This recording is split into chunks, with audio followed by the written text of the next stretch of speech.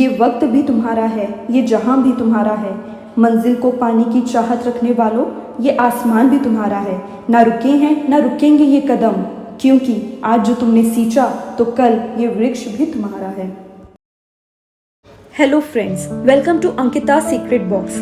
आज इस वीडियो में मैं आपको जेके रॉलिंग के बारे में बताने वाली हूँ। जेके रॉलिंग जो दुनिया के फेमस ऑथर में से एक है, जिन्होंने हैरी पॉटर सीरीज जैसी बुक्स लिखकर अपना नाम कमाया। लेकिन ये सक्सेस, ये सफलता पाने से पहले उन्होंने काफी स्ट्रगल देखा है और बहुत ही हिम्मत से इसका सामना किया है। तो चलिए आगे बढ़ते हैं, उनकी सक्सेस स्टोरी देखते हैं और उससे इंस्पायर होते हैं। जेके रॉलिंग का जन्म 31 जुलाई 1965 में याते इंग्लैंड में हुआ था। इनका पूरा नाम जॉन कैथलीन रॉलिंग है।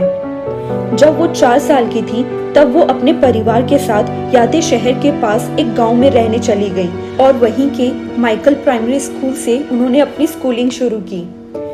बचपन से ही उनको कहानियां पढ़ना और लिखना दोनों बहुत पसंद था और वो फैंटेसी कहानी लिखकर अपनी छोटी बहन और अपनी माँ को सुनाया करती थी। जब उनकी आंटी को पता चला कि रॉलिंग को बुक्स पढ़ना और लिखना पसंद है, तो उनकी आंटी ने उन्हें एक बुक गिफ्ट की जिसका नाम था Hons and Rebels by Jessica Mitford. और ये बुक पढ़ने के बाद रॉलिंग जेसिका की फैन बन गई थी और उनकी लिखी सारी बुक्स पढ़ डाली।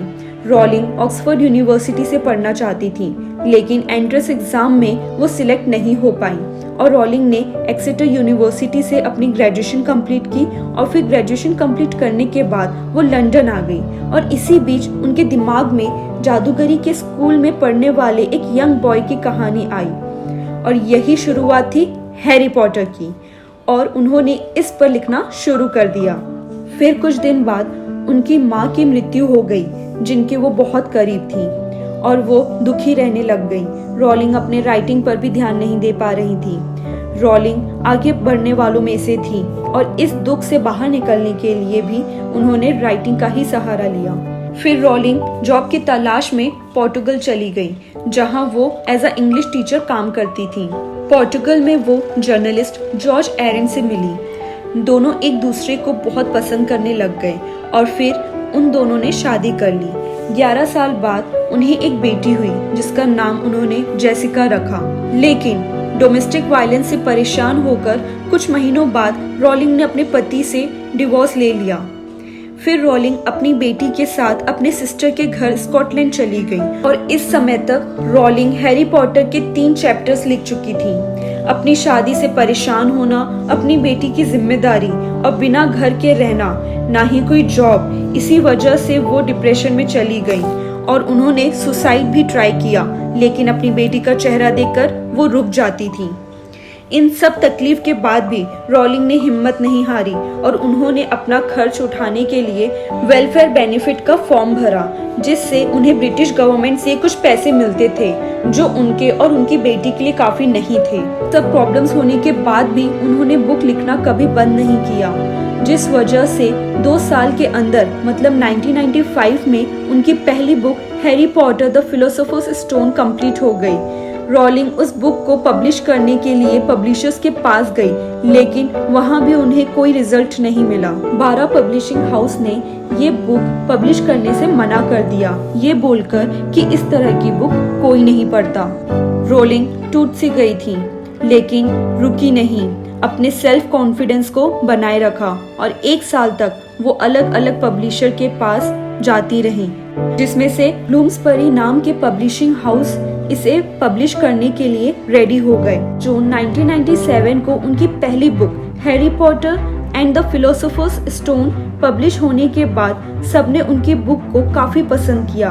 इस बुक को Nestle Smarties book award, children's book of the year, British book award दिया गया। हैरी पॉटर के सीक्वल पब्लिश हुए और 7 बुक्स को काफी पसंद किया गया।